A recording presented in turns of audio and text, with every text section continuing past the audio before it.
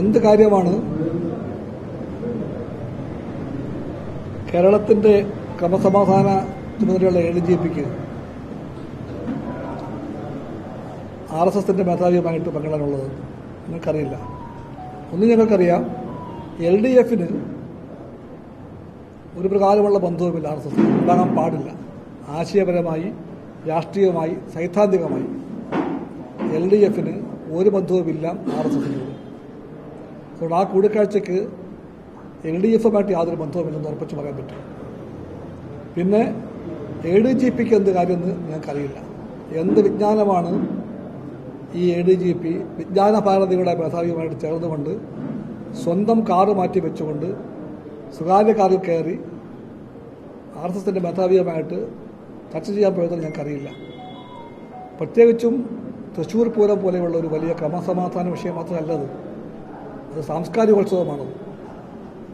കേരളത്തിൻ്റെ സാംസ്കാരികോത്സവമായ തൃശ്ശൂർ പൂരം അലങ്കോലപ്പെട്ടതിൽ പങ്കുണ്ട് എന്നാരോപിക്കപ്പെടുന്ന ഒരു ഉദ്യോഗസ്ഥൻ, ആ പങ്കിൻ്റെ പിറകിൽ ഒരു കൈയുണ്ട് എന്ന് എല്ലാവരും കരുതുന്ന RSSന്റെ മേധാവിയുമായി നടന്ന ഈ കൂടിക്കാഴ്ചയുടെ അർത്ഥമെന്താണ്, ലക്ഷ്യമെന്താണ്, ഉള്ളടക്കമെന്താണെന്ന് അറിയാൻ എല്ലാവർക്കും ആകാംക്ഷയുണ്ട്. ആ ആകാംക്ഷ കമ്മ്യൂണിസ്റ്റ് പാർട്ടിക്ക് കാണും.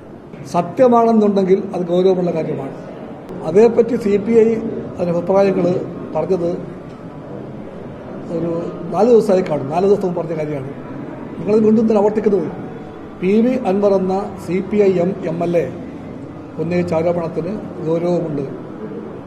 ആ ഗൗരവമുള്ള ആരോപണത്തെ അതേ ഗൗരവത്തോടെ കാണാനുള്ള കടമ ഗവൺമെന്റിനുണ്ട്. ഇത് CPI നേരത്തെ പറഞ്ഞു കഴിഞ്ഞ കാര്യമാണ്, പുതിയ കാര്യമല്ല. നിങ്ങൾ വീണ്ടും പിടിച്ചു വെക്കുന്നതിനാണത്.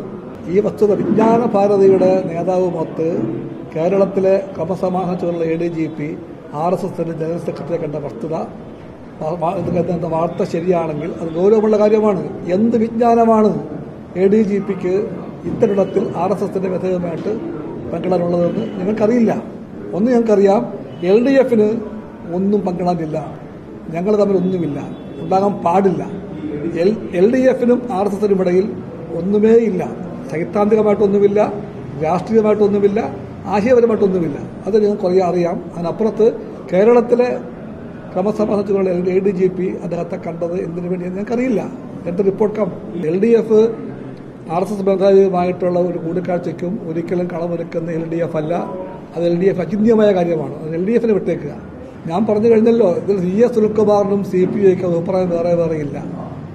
CS Sunilkumar CPI സഖാവാണ്. CPIയുടെ അഭിപ്രായം CPI പറഞ്ഞു കഴിഞ്ഞു. അതേ അഭിപ്രായം സുനിൽകുമാർ പറഞ്ഞു കഴിഞ്ഞു. തിരിച്ചും മറിച്ചൊന്നും പറയണ്ട.